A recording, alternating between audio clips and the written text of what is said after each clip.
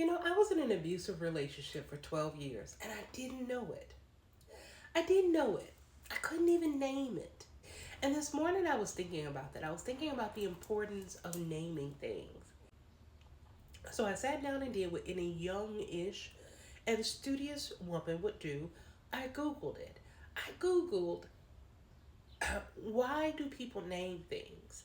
And one of the articles that popped up was Scientific Virginia stuff. I can't remember. But you can Google it and you'll probably get the same result. But one of the things that popped up listed that one of the reasons that human beings name things is to organize their environment and to organize their experience. And I thought, yeah, I do believe that that's true. That's about right. Because when I had no name for what I was experiencing, it was like an internal struggle and not a real thing that was happening to me. It wasn't until other people started saying to me, that's abusive, that I started to consider that what I was experiencing was, I don't want to say worse than what I felt it was because I knew that it was bad. I knew what I was experiencing was deeply hurtful and uncomfortable, but it was also hurtful and uncomfortable to talk about because I had many people who just told me, oh, well, everyone has problems. Every marriage has problems. And so I felt like trying to explain what I was experiencing was trying to explain the equivalent of having an imaginary friend.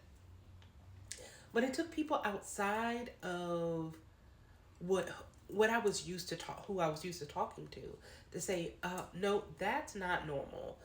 You all need to talk about this. You might need to get help for that. And to say that, that's abusive. And even with having those conversations, it was difficult for me to say, this is abuse. And I remember the first time I confronted my spouse and said, this is abuse. You are abusive. And I remember the explosion of anger that happened after that. Like it was it was not an abnormal reaction from this person, but it was a very scary reaction from this person because they were so angry that I called them abusive. And I remember he said to me, you don't know what abuse is.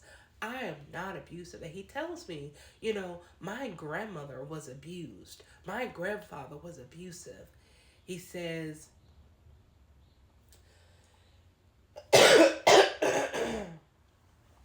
sorry, I've got a cold. Well, I'm trying to get over a cold. But he says to me, I know men who beat their wives, who kick their wives. I don't do any of that to you.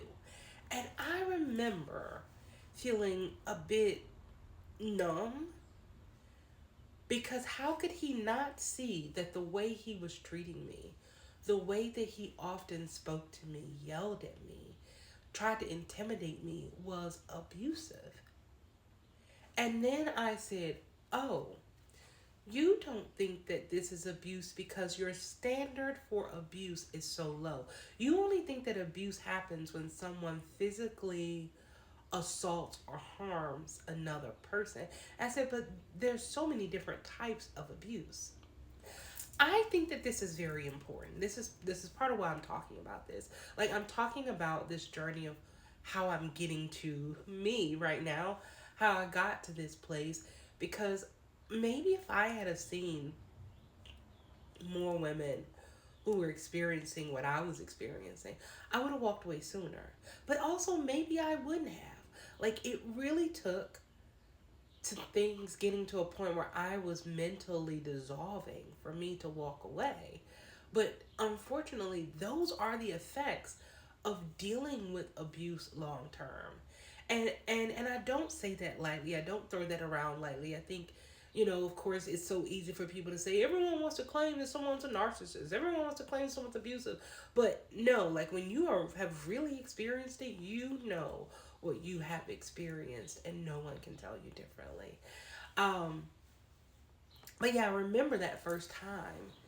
calling it what it was, and the reaction and the realization that this person could not own this. Because another thing about naming, like, naming is organizing your space, your environment, and your reality, but it's also ownership. And so when you name something, like when I was able to say this is abuse, I now had to own that I was a victim and unknowing party. And then eventually that I was a willing participant in my own demise. And maybe I shouldn't say willing, because I feel like that can be taken and run with.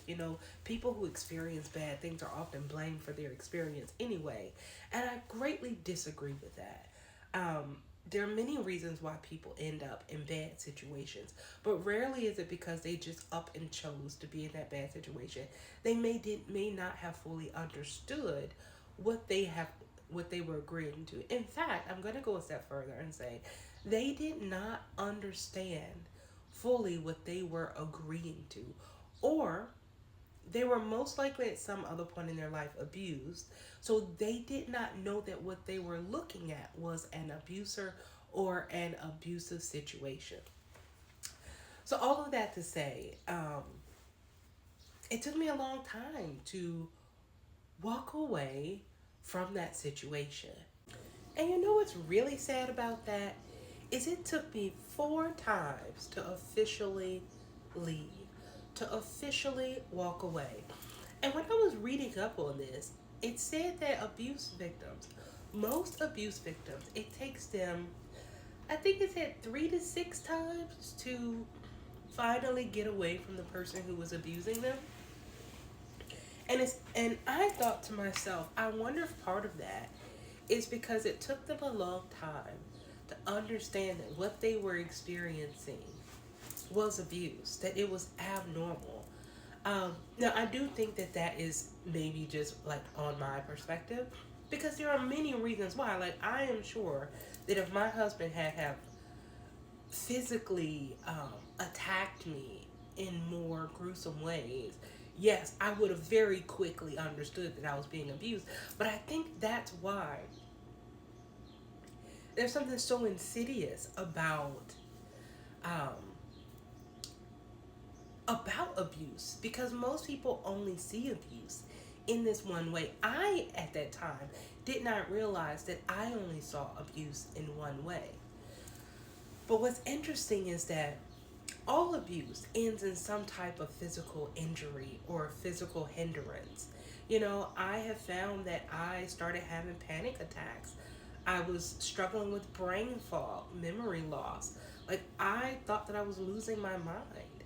I had extreme, well, what I would call extreme weight gain, but maybe it wasn't extreme weight gain. But every time I left my ex, I lost weight and I was healthier. Every time I went back, I gained weight, and I struggled with, and I don't want to say I struggled with eating, that's just why I was larger, or I am larger, but I struggled with the ability to process my foods. I had stomach problems.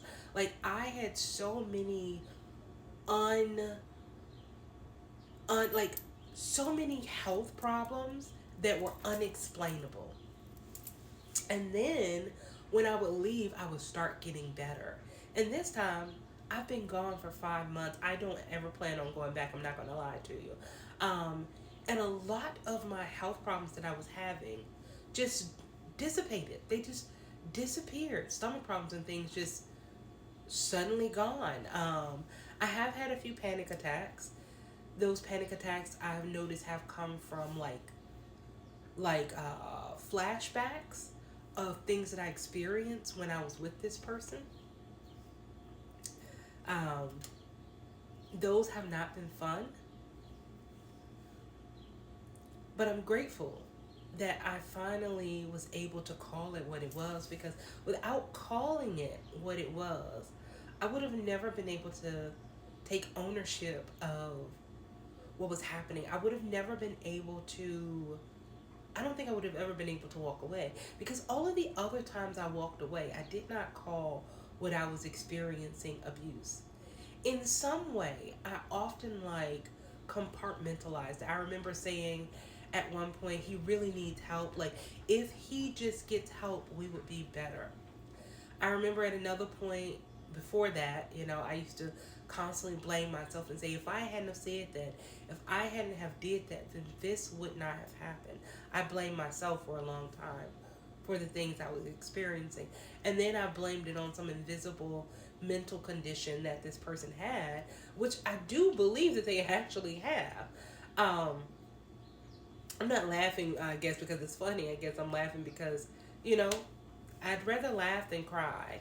Um, so that was a part of it. But then finally, the final straw that made me walk away was naming it and having to own it. And I finally said to myself, if I continue in this situation, I cannot, in good conscience, say that I didn't participate in this.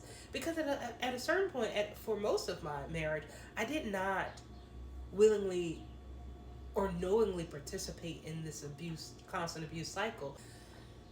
Excuse me, but once I understood what was happening, I knew that because of my knowledge, that I was running up a slippery slope and I was never going to get to the top. And so the most ethical and most loving thing I could do to myself was walk away. So please name the things that are happening in your life. Please name your experiences, because it's so important to becoming you.